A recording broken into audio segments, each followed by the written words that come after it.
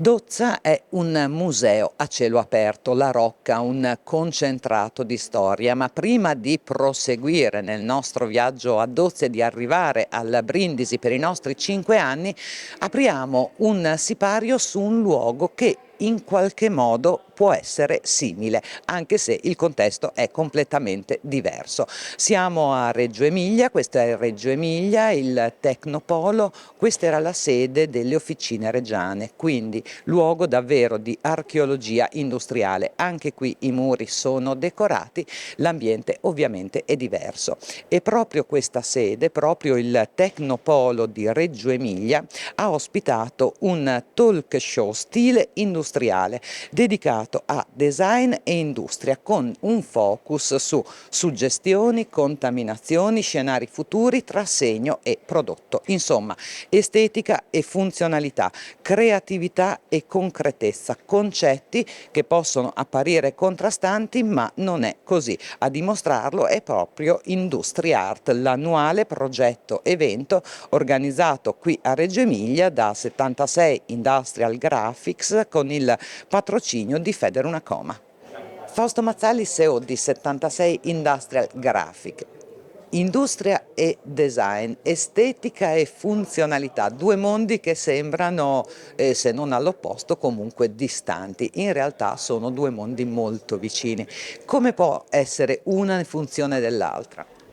Ma guardi, è un tema proprio di posizionamento. La nostra azienda, che ha una storia tipicamente industriale, noi serviamo i più grandi costruttori di macchine agricole in Europa, è un'azienda che appunto fornisce componenti per la decorazione industriale, però abbiamo evoluto il nostro modo di posizionarci intercettando i bisogni che hanno le imprese dal punto di vista proprio del design. Quindi parlando con gli esperti del settore, parlando con chi lavora sulla progettazione dei mezzi, diventa molto importante il nostro contributo. Quindi il fatto di essere allo stesso tavolo di questo ecosistema è molto funzionale e strategico per noi per vivere questo mercato da protagonisti. Ecco, il design per una macchina agricola quanto conta? Beh, basta vedere le recenti fiere, la nostra fiera, l'EIMA a Bologna, direi che è importantissimo, ha avuto un'evoluzione costante negli ultimi 20 anni e si fa riferimento oggi a importantissimi designer e le macchine agricole oggi sembrano degli oggetti che solo 20 anni fa erano inimmaginabili. Ma non è solamente una questione di estetica, perché il design non è solo bello, è anche funzionale. È proprio questo il punto, poter intercettare questi bisogni anche dal punto di vista della decorazione, perché in effetti chi lavora nell'industria non può pensare solo al bello, ma deve guardare alla funzionalità della macchina, ecco che il nostro ruolo diventa importante perché riusciamo a intercettare i loro bisogni e a confrontarci praticamente quotidianamente sui nuovi progetti. Per fare senza citare marchi, senza parlare dell'uno piuttosto che dell'altro, quali sono i bisogni? La funzionalità, ovviamente i costi e anche la facilità di applicazione, cioè è importante per chi ha un trattore o una macchina agricola, è fondamentale che in linea di produzione l'applicazione di ciò che hanno inventato sia funzionale ai loro tempi. Negli anni com'è cambiato questo mondo? Oggi nel talk qui al Tecnopolo vediamo un confronto tra diversi creativi, esperti di settore, quindi questo mondo un po' com'è cambiato, come sta cambiando? La parte più importante secondo me è legata alla personalizzazione. Prima si parlava di personalizzazione sempre con numeri molto piccoli, con cose legate al singolo cliente. Oggi la personalizzazione è un fatto che arriva all'industria, che avviene nella catena di montaggio, quindi la primissima parte è proprio questa. Il singolo utente vorrebbe avere la propria macchina perfettamente personalizzata e allora è chiaro che questo è diventato un'esigenza dal punto di vista di chi deve fabbricare e quindi dal punto di vista anche di chi deve produrre poi quello specifico bisogno. In futuro che cosa si aspetta? In futuro mi aspetto che questo posizionamento sia sempre più vincente, che il tavolo della progettazione sia un co-design con chi anche ha delle competenze su materiali e su tecnologie.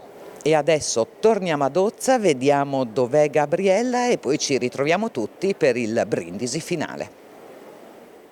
Il Borgo, siamo ad Ozza, mi sembra che questo sia il vino maggiormente simbolico di tutto quanto. Allora, lei non sta assaggiando però il Borgo perché mi pare più chiaro.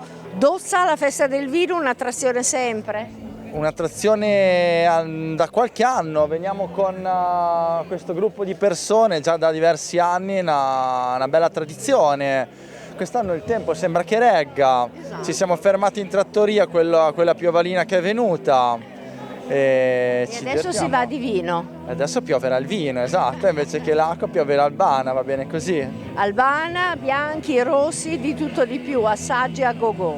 Io oggi vado sui bianchi, preferisco mantenermi sull'ortodossia dell'Albana oggi. Allora posso consigliare anche questo, che restituisco al legittimo proprietario, che così lo può fare degustare. Grazie mille, l'Albana sta andando a ruba. Andiamo a vedere, tra l'altro qua ci sono tantissimi altri gruppi, arrivate da zone vicine?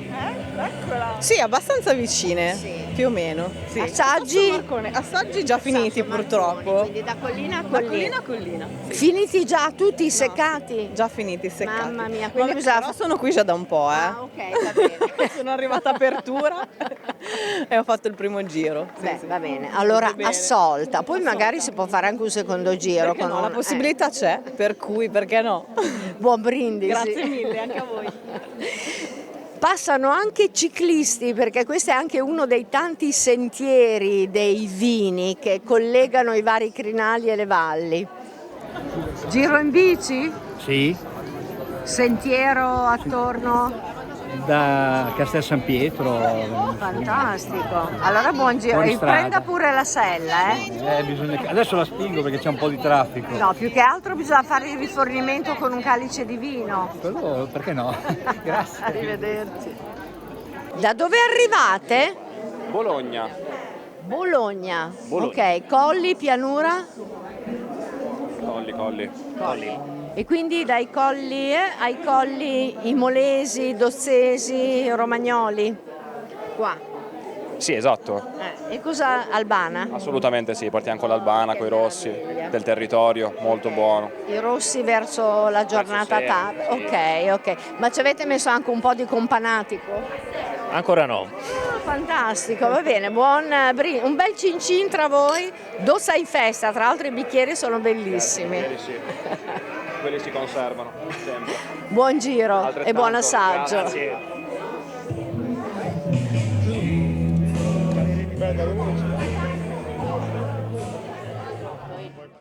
Beh, Claudio ci ha promesso il brindisi e adesso siamo qua. Eccolo qua, sala degustazione, e avete visto chi è che ci ha raggiunto? La nostra Barbara, che è arrivata qua per la festa dei 5 anni. Dovrebbe arrivare, eccola qui, anche Gabriella che ha finito di farsi il suo giro all'esterno. Allora, siamo al momento clou. Intanto chiedo a lui che cosa ha scelto per il nostro brindisi dei 5 anni di trasmissione.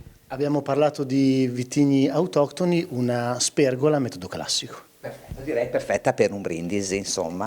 E quindi? Allora, con tutti i calici, ci mettiamo tutti qua.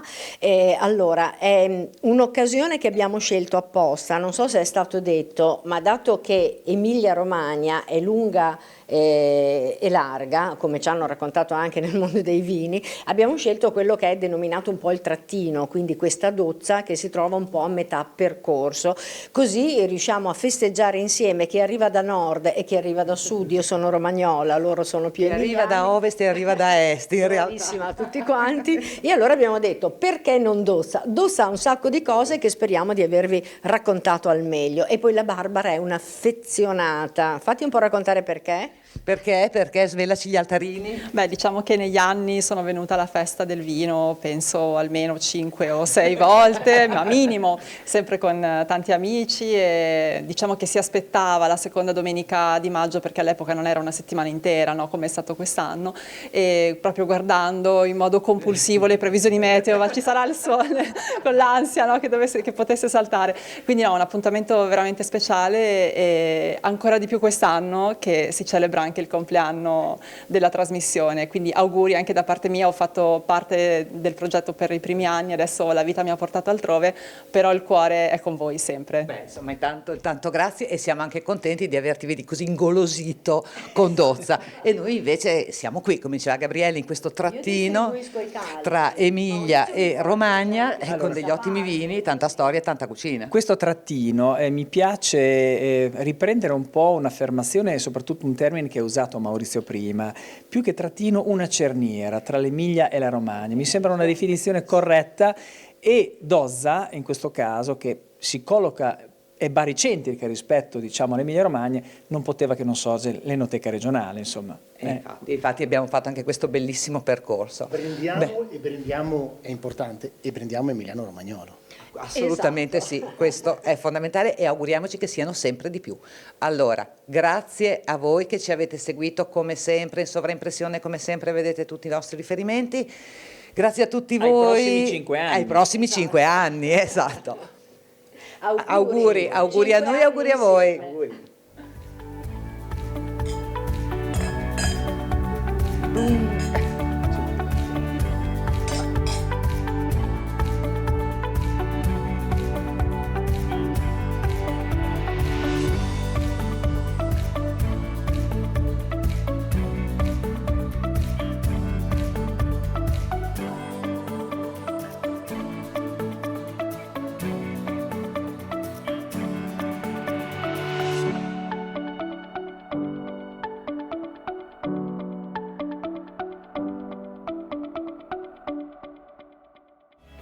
In collaborazione con